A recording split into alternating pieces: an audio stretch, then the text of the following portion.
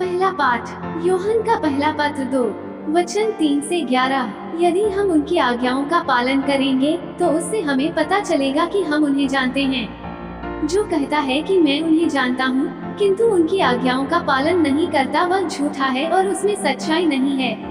परंतु जो उनकी आज्ञाओं का पालन करता है उसमें ईश्वर का प्रेम परिपूर्णता तक पहुँचता है।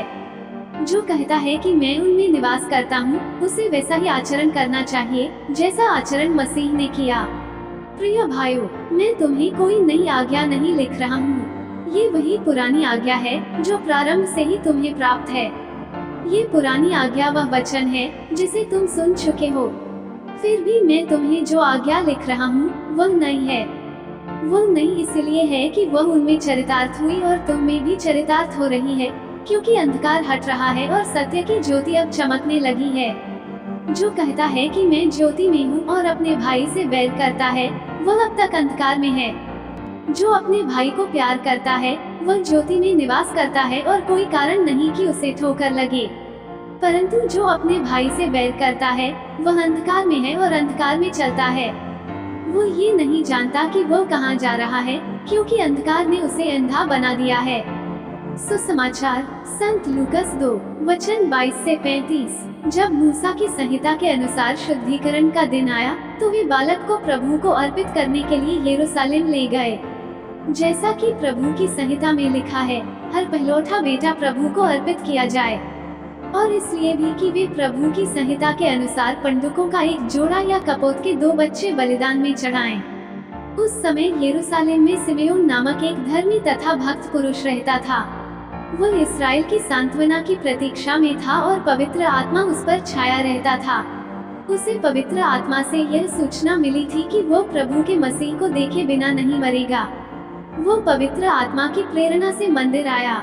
माता पिता शिशु ईसा के लिए संहिता की रीतियां पूरी करने जब उसे भीतर लाए तो सिमेओन ने ईसा को अपनी गोद में ले लिया और ईश्वर की स्तुति करते हुए कहा, प्रभु, अब तू अपने वचन के अनुसार अपने दास को शांति के साथ विदा कर, क्योंकि मेरी आंखों ने उस मुक्ति को देखा है जिसे तूने सब राष्ट्रों के लिए प्रस्तुत किया है।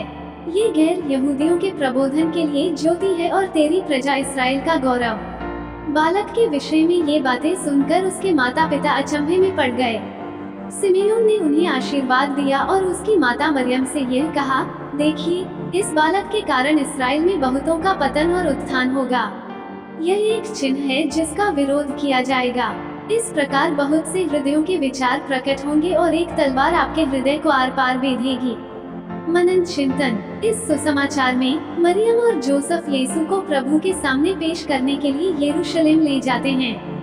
यरूशलेम में सिमोन नाम का एक मनुष्य था। वो एक पवित्र व्यक्ति, एक धर्मात्मा व्यक्ति था। सिमोन को पवित्र आत्मा से एक रहस्योद्घाटन मिला था कि वह तब तक नहीं मरेगा जब तक वो प्रभु के मसीह को नहीं देख लेता। वो तुरंत उनके पास गया और यीशु को अपनी बाहों में ले लिया। तब उसने आशीर्वाद देते हुए कहा, हे प्रभु, अब अपने दास को शांति से जाने दे। तब सिमोन मरियम और यूसुफ की ओर मुड़ा और उन्हें आशीर्वाद भी दिया। उसने मरियम से भविष्यवाणी की कि यीशु महान कार्य करने के लिए नियत है। उन्होंने आगे कहा कि एक तलवार उसके दिल को छेद देगी ताकि कई लोगों के विचार प्रकट हो जाएं।